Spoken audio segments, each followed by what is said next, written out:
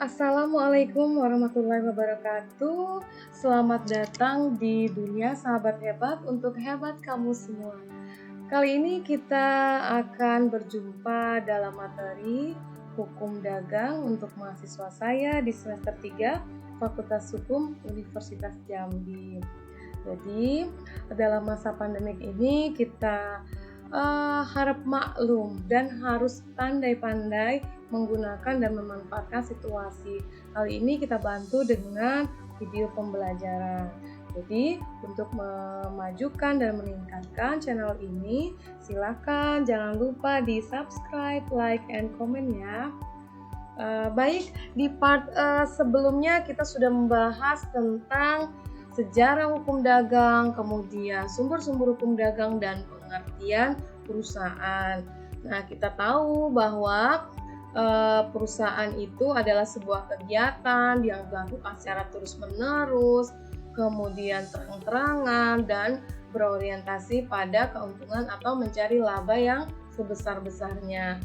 Nah, dalam proses mencari laba sebesar-besarnya itu tentu ada hal-hal yang dilakukan sehubungan dengan jenis perdagangan yang dilakukan. Nah, kita akan melihat yang pertama mengenai jenis perdagangan. Kita membagi jenis perdagangan jadi 3. Yang pertama, menurut pekerjaan yang dilakukan, kemudian menurut barang yang diperdagangkan, serta menurut tempat perdagangannya. Baik, yang pertama, menurut pekerjaan yang dilakukan.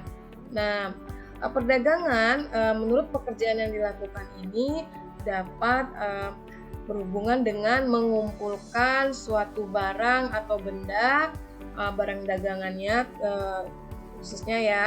Kemudian ada kegiatan lain hanya mendistribusikan atau menyebarkan atau meneruskan barang dagangannya. Jadi pekerjaannya mengumpulkan kemudian mendistribusikan.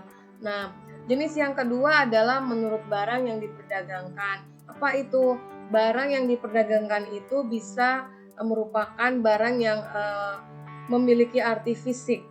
Jadi barangnya bisa secara fisik bisa dilihat,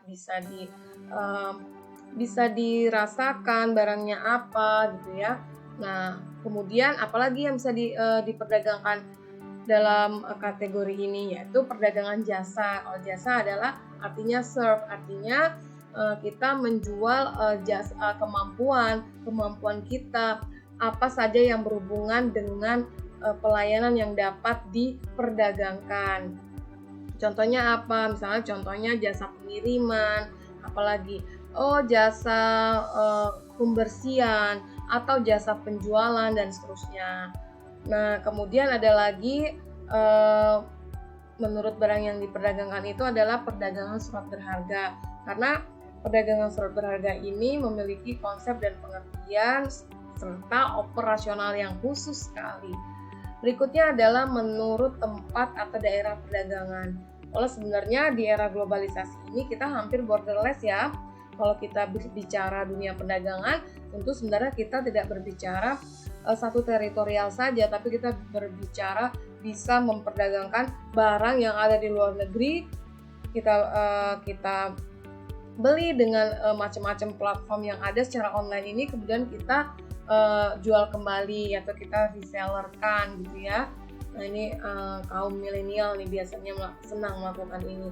Nah, kalau kita sebut nih kaum milenial senang nih melakukan kegiatan-kegiatan yang membeli barang atau reseller dari platform online, jual beli online. Nah, apakah nih kalian ini termasuk dalam kategori menjalankan perusahaan atau melakukan pekerjaan? Nah, kita lihat beda melakukan pekerjaan dengan menjalankan perusahaan. Nah, kalau melakukan pekerjaan itu bekerja sehari-hari dengan tenaganya, kemudian dengan pikirannya atau intelektualitasnya, bahkan dengan modalnya, jika menggunakan uangnya sendiri. Nah, kemudian dengan keahliannya, dan yang paling utama adalah tidak memperhitungkan laba rugi, tidak mencatat pembukuannya, dan bahkan ada kalanya pekerjaan itu berdasarkan faktor ilmiah atau kemanusiaan dan agama. Ini tadi saya sebut di atas, misalnya bekerja sehari-hari dengan uangnya sendiri atau dengan modalnya. Contohnya peneliti. Peneliti itu ketika akan meneliti, dia melakukan pekerjaannya, dia memperhitungkan apa yang dia akan beli untuk membiayai penelitiannya atau risetnya, barang-barang apa yang diperlukan untuk mendukung risetnya, tapi dia tidak memperhitungkan laba rugi. Nah, itu dia sedang melakukan pekerjaan. Berbeda ketika kita menjalankan perusahaan, semua kegiatan kita perhitungkan laba ruginya dan kita catat dalam pembukuannya. Jadi walaupun sama-sama terang-terangan, sama-sama dilakukan terus-menerus, tetapi tidak sama dalam orientasinya. Jadi kalau perusahaan itu pasti memperhitungkan laba rugi dan mencatat dalam pembukuannya. Dan tentu perusahaan tidak mungkin sembunyi-sembunyi dalam melakukan kegiatannya karena membutuhkan apa yang namanya nanti daftar perusahaan. Dia juga harus melakukan pembukuan, apalagi kalau dia perusahaannya sudah berbentuk perusahaan publik, maka dia harus mempublikasikan perkembangan usahanya sampai seberapa pesatnya kemajuan atau perkembangannya, ya. Nah, ketika kita fokus pada perusahaan, dalam menjalankan perusahaannya, tentu di sebuah perusahaan ada yang kita sebut sebagai pengusaha. Nah, pengusaha adalah orang yang berusaha menjalankan perusahaan. Nah, orang yang menjalankan perusahaan itu bisa saja sendiri tanpa memerlukan bantuan orang lain, atau pengusaha itu membutuhkan bantuan atau membutuhkan pembantu dalam kegiatan usahanya, atau bahkan pengusaha itu justru dia tidak terlibat langsung dalam kegiatan usahanya, tetapi memberikan kuasa kepada orang lain untuk melakukan usahanya.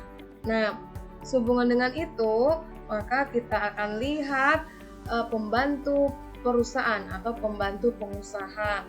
Nanti termasuk juga di dalamnya yaitu perantara dalam perdagangan. Oke. Pembantu pengusaha itu kita bagi dua. Yang pertama, pembantu yang berada di dalam perusahaan dan pembantu yang berada di luar perusahaan. Siapa itu yang berada di dalam perusahaan?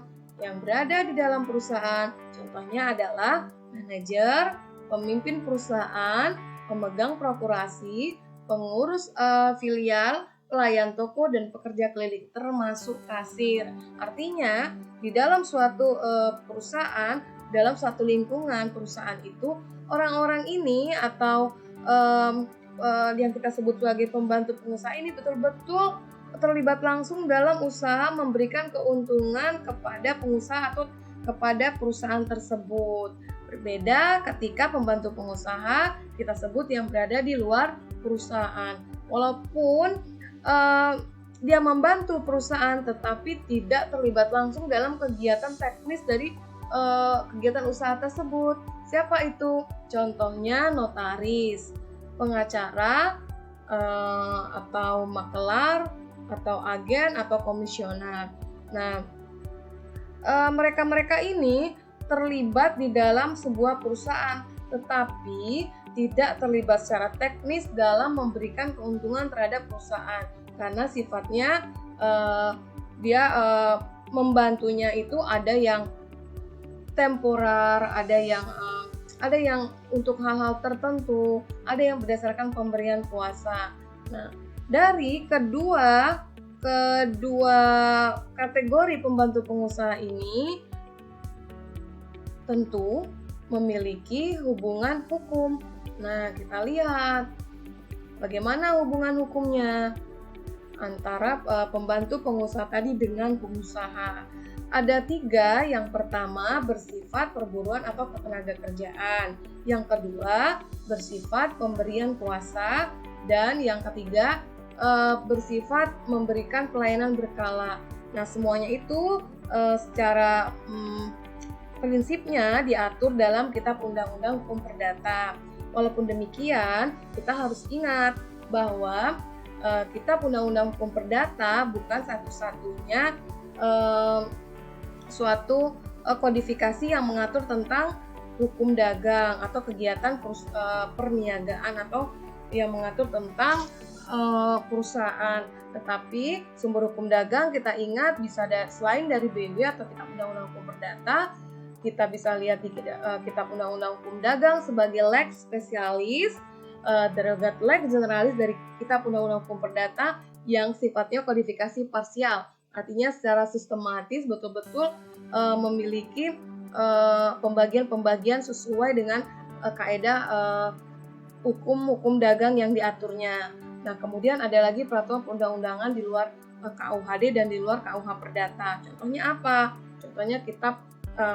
Contohnya Undang-Undang Nomor 40 Tahun 2007 tentang PT. Dan masih banyak lagi kalau kita bicara tentang ketenaga kerjaan atau perburuan misalnya, kita akan lihat di Undang-Undang Nomor 13 Tahun 2003 tentang ketenaga kerjaan. Nah, itu nanti berhubungan dengan bentuk perjanjian kerjanya, berhubungan dengan kontraknya. Tapi kalau pasal 1601, 1601A BW itu memang prinsip dasarnya. Namun nanti mengenai perjanjian kerja, perjanjian pemborongan dan seterusnya itu ada aturan lain yang mengaturnya. Nah, kembali tadi kita lihat bagaimana hubungan hukum antara pembantu pengusaha tadi ya. Nah, yang pembantu di dalam perusahaan memiliki hubungan kerja yang tetap dan subordinatif dengan pengusaha dan bekerja dalam lingkungan perusahaan itu. Jadi, seperti tadi pekerja keliling, seperti tadi kasir ataupun pelayan toko ataupun manajer, itu betul-betul berada dalam lingkungan perusahaan dan terlibat langsung secara teknis dalam menjalankan perusahaan tersebut. Nah, hubungannya itu seperti kita dapat katakan secara vertikal. Jadi ada pengusaha dan di bawahnya itu adalah mereka-mereka tadi. Jadi seperti pelayan toko dan sebagainya tadi, ya.